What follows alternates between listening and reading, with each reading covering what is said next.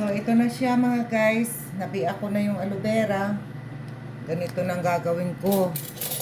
So, ayan na.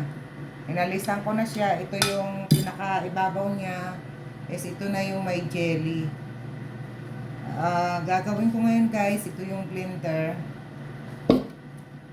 So, bali, kakayurin ko na siya. Ganito. Ayan mga guys. Ayan. I-ready ko na siya para gawin siyang aloe vera juice. Maraming ano to mga guys. May mga sakit-sakit kayo sa loob ng bituka. Maraming ano to para panggamot.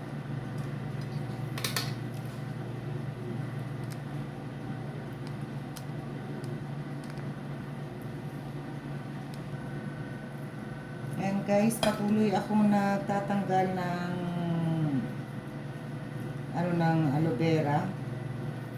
Yung pinakaibabaw niya para makuha ko mamaya lahat ng gel. Yan, ganyan lang guys ang gagawin niyo. May aloe vera kayo sa inyo, alagaan nyo kasi number 1 tong gamot. Yan. Yan guys, gagawin ko yan mamaya.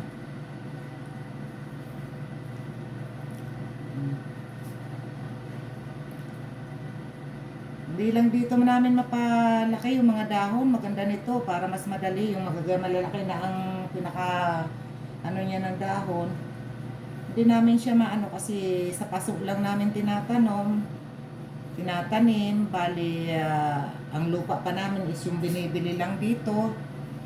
Mahirap dito sa Saudi. Pag hirap dito kumuha ng mga, bibili ka ng lupa kung saan pang lupalo. O, ayan mga guys. Kakayurin ko na to para ma-blender.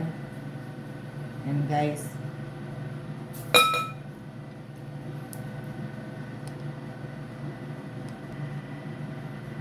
Yan mga guys. Pinakayod ko na yung pinaka-gel niya. Ayan o.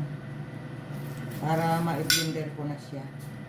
Huwag nyo nga pala sasamahan ng mga green na yan dahil makati yan. Pag ininom nyo, babakas yan sa lalamunan nyo yung kala mo makati-kati. So, huwag nyo sasamahan ng green. Ayan o mga guys. Kukunin nyo lang talaga yung pinaka-gel sa loob. Ayan. Pwede niyo rin to hiwa-hiwain ng tapos patigasin nyo sa tracer. So, pwede tong suppository. Yung mga may diferensya na nasa di ba meron tayong tinatawag na almoranas or something na may diferensya na yung ating daanan ng mahirap banggitin sa wet po. Understand na lang yung wet po. Yan. Ganyan na yan mga guys. So ayan nakita nyo yung jelly niya. Ang dami. Yan. Ayan na mga guys. Ang dami na yan. Tagal-tagal ko na rin yan na iinumin. Kahit kasi anong inom ko ng gamot mga guys, hindi nawawala yung sakit ng sikmura ko. Yan lang ang diyan lang ako makaka-recover.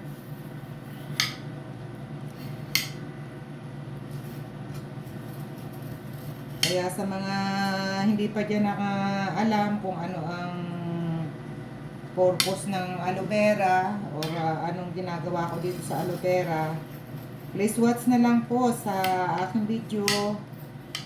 Subscribe, share, and likes na lang po. Ayan. Tapos na po ako. Ayan marami na to. Okay, tingnan nyo po ang gel niyan. Ayan Ayan. Ipapasok ko na yan sa blender. So, bali, i-blender ko na siya.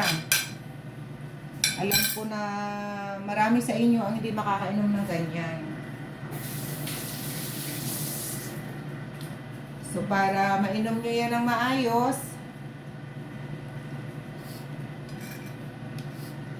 lagyan nyo ng kahit na kalamansi, kunting kalamansi.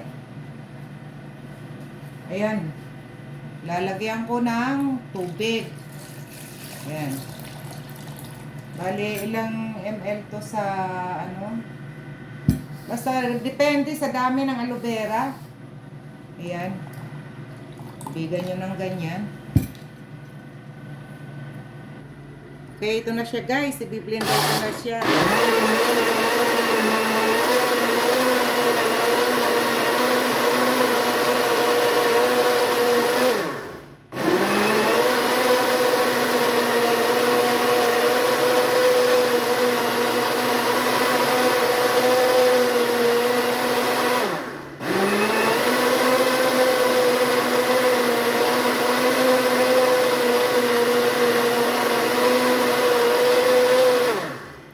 Guys, okay na siya. Papakita ko na sa inyo kung anong itsura ng blender niyan. Ayan guys. So, yan. Ganito na siya. Para kang gumawa ng juice din. Fruit juice. Ito naman aloe vera juice. Then, aray ko. Ano ko yung balakang ko. Ito siya. Siya ay lemon juice. Oh, lalagyan ko siya ng konti para ma-preserve ko siya sa ref na hanggang kaya kong inumin sa everyday kong pag-inom niyan. Yan, maganda po yan sa totoo lang.